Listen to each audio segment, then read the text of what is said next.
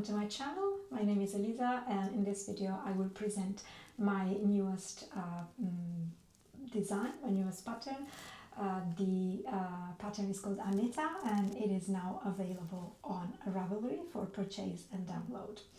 It's this sleeveless vest that you see on me and on my friend Dolly here in two different versions. The pattern offers different options, and I'm going to talk extensively about this. It's been in the making for a while, so if you've been following me on this channel or on Instagram, you've probably seen it before. And the reason why it's been around for this long is that I really want it to be perfect. It's my first design with lace, and it also has a slightly more difficult construction, at least for a new designer like me. So there were a lot of things that I had to think about and to fine-tune before I was able to finally release the pattern. So even if you're not interested in knitting it, please let me know what you think of it, because knitter's opinion is really, really important for someone like me who's just, taking the first steps in the world of knitting designing. It has been a long process, but I am 100% happy with how it turned out. I'm of course very happy with the finished object, so happy that I made two. And I've been already wearing these two quite a lot. I'm also happy with how the pattern finally turned out. The layout, the graphic part of it. Since I am working on my own, it's just me, so I do everything. I had to learn a lot about typesetting. I work in publishing anyway, so those are not completely new things for me, but it's not something that I do every day. I normally work on long texts with no photographs, so all this layout stuff is very new and very exciting and very, very interesting. So please, your opinion on the pattern as well, if you have a chance to buy it and look at it. So it's a top-down garment knitted in one piece, and it has a saddle shoulder construction. A saddle shoulder is when you have this section on the shoulder and the garment grows along the shoulder seam as well as down from it. This means that it also has some short row shaping around the neck to lower the front of the neck a little bit. That's really important. Well, to me it's really important because as much as I like the style of both necks, I always find that they choke me a little bit, so I still wanted some, it's not a very deep neck shaping, but it's really important in terms of on the fit, I think. The saddle shoulder, as you have seen, has this a lace detail. It's a leaf pattern that starts like two leaves going down, and then it splits here at the armhole, and it continues along the front and the back, and then it joins again under the armpit and continues down to the bottom hem. Something I really like is how I modified this pattern, which is a very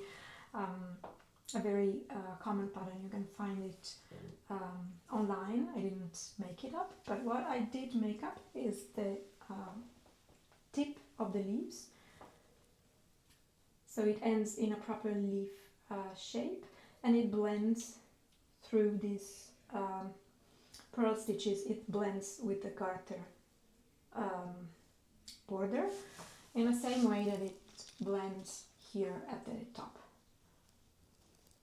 So if you find this pattern online, it will start with a half leaf. So what I did is make it more leafy. So understanding how the garment is constructed is very important to be able to pick your size and your options. I said that the pattern offers shaping options, but the construction determines some key measurements of the garment, because the shoulder grows in this direction here.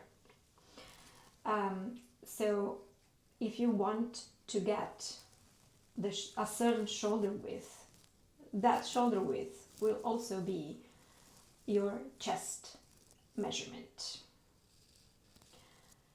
So this is different from more traditional constructions where the chest measurement is not necessarily linked to the shoulder measurement, and you are advised normally in other patterns to choose your size based on the chest circumference. Not for this one. With this particular pattern, you could say that you have three main sizing points. One is the shoulder width that will be determined by the amount of increases that you make along here, front and back, of course. The second sizing point is the bust, and that's like every other knitting pattern. The third sizing point is your waist.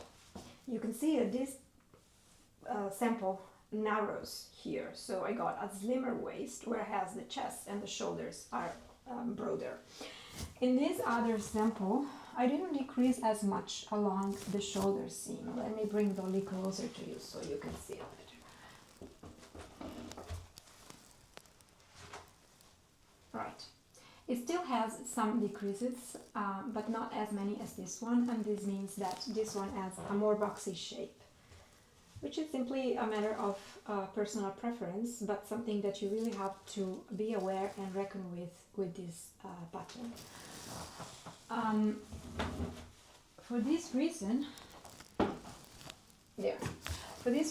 I recommend that you consider all three sizing points, and potentially you would choose a different amount of ease for the three. You start to look at the shoulder width, how much you want your shoulder to come down along your arm, right? Later I will wear this one. This is a size smaller than this in terms of the shoulder width.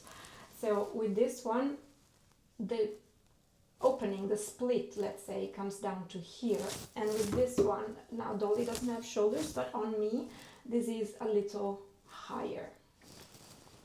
Once you have picked that, you need to look at your bust circumference. So how would this width at the shoulder translate to your bust measurement? It is quite wide. So here I have quite some ease. And the question is, am I happy with it? If not, maybe you need to reconsider. And am I also happy with having the same amount of ease here at the bottom? So a nice roomy vest. Once you have made your reflections on these three measurements and compared them, maybe you're happy with what you found. So you found a decrease option in the pattern that allows you to combine these three parts and get a garment that you totally like and that you totally want to wear. If not, I suggest that you prioritize. What is more important? Is it more important for me to have a nice slope down the arm, or is it more important to have a slimmer waist? Yeah, so how can I combine the amount of ease that I want here with the amount of ease that I want here, for example. The other thing that you can customize, this is a very customizable garment because it is based on a number of lace repetitions, and the pattern also tells you how big is a lace repetition in terms of centimeters or inches. So, for example, let's say that you don't like an arm opening that is this long. You could easily decide to knit one less repetition and then it becomes smaller, or two less repetitions and it becomes even smaller. So I think you get it, right? And the same thing is for the length, the same thing is for the shoulder width, the shoulders down. In terms of length, I think I choose like an average length, but this is shorter. You will see on me, I wear it in a second. This could also become very cropped if you wanted to, like reducing the number of repetitions along the arm and the number of repetitions along the rest of the body. If you have any further questions on how to customize, of course you can drop me a line here on Ravelry or on Instagram. I'm always happy to answer questions. Okay, we're ready to talk about the yarn that I chose for this project, but before that I would like you to look at this on me, so how boxier it is, and at the same time equally, oh, that's my microphone there, I tried to hide it but it showed, so you can see the back of the neck as well now. They're equally comfortable to wear, they just have a different kind of style. Like this one with a more flattering feminine shaping, I could wear with a pair of elegant trousers. This one maybe more with jeans with a white shirt underneath. So yeah, this is a bit more like casual, to my taste. Maybe also the color, you know, this one. Yeah, this one is more like everyday and this one a little less. But again, it's a very versatile pattern that you can wear in many different situations. Now, about the yarn, this little bag has materialized in the meantime on my table. It holds some skeins of the yarn, which is this one. It's called Rios by Malabrigo. This is another color that I used for another pattern. But it's a full skein at least, so you can see how it comes if you buy it. And then I have these two colors. This is how they look when they are not knitted up for the two samples that I made. The yarn has partly been sponsored by Malabrigo, so thank you for that. It's been a great help. It is a superwash merino wool, worsted weight. It has 192 meters in 100 grams. In this pattern, like I said, gauge is very critical, especially if you use superwash wool. That's because superwash wool grows considerably when you wet block it. This one as well. So when you, if you decide to go for this recommended yarn or for another superwash wool yarn, please make sure that that you make a very good swatch. That's to avoid disappointment, okay? To put it in very plain terms. This is already a slightly oversized garment, so you don't want to end up with something that is too big to wear. It can happen with this kind of yarn if you're not careful enough. So I suggest that you swatch in stockinette, but that you also swatch in the lace pattern to make sure that you match the measurements indicated in the pattern and that your shoulder doesn't get longer than you expected. Also, the lace section here is quite wide, and I think this is perfect. It just hugs my shoulder very nicely, but it's also, of course, something to consider. You don't want it to come down to the front and back too much. So please swatch carefully before you start knitting. My testers, some of them have also used plant-based fibers. I think that is a great option for plant-based fibers because it's one of those in-between season garments, right, that you can wear when you don't want a heavy jumper with long sleeves, but it can also be worn in the summer with like a tank top underneath interior. Like, I am based in the Netherlands, we don't have super hot summers, so something like this in cotton, for example, would be great. The one thing I want to say about cotton is that cotton is heavy. So you know, most cotton yarns are quite heavy. And because of the construction, again, all the weight of the garment hangs from these shoulder seams, front and back. And you want to avoid that over time your garment loses shape. It hangs a bit from the neck as well, so be careful with that. Pick a yarn that doesn't feel too heavy. The other thing that I can recommend, and both my samples, I've done it in both my samples, is to put an elastic through the neckline. Let me see if I can show it here. I'm not sure if it's focusing. I'm getting old. I think it is focusing. Yeah. Okay, I have a tutorial for this. It's a quick and easy tutorial to follow. It won't take too much of your time, but if you want to consider putting an elastic band in your neckband, it will ensure that your garment lasts longer and it doesn't lose shape. The elastic band can also be replaced if it loses its elasticity. So I think it's a very good option for every knitted item in reality. But with this one, I think it will be especially useful because it will prevent it from losing its shape also side to side, I think. I've been wearing these two guys quite a lot in the autumn.